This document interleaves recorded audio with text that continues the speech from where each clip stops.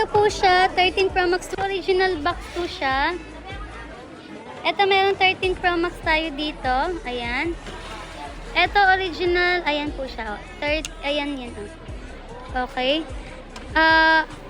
Slightly, ano lang to siya guys. Sa mismong Mansana store niya dito yan sa Pinas binili. Spare phone niya lang to siya. Siguro nanonood din siya. May yung owner nito.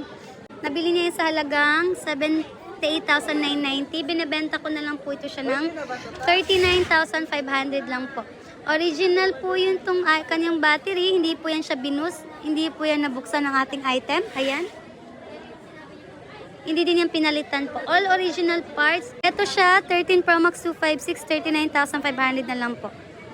Okay. Makinis po to siya. Sobrang maingat po si ma'am. Babae po may-ari nito. Sobrang maingat.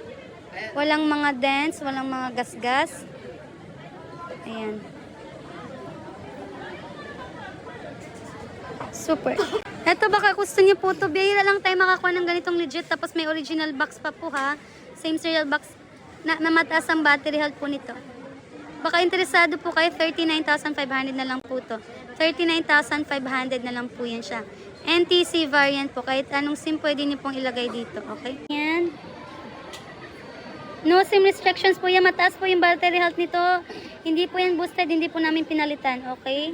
Kinis po in pristine condition. Pwede po ito sa mga maarte. Okay?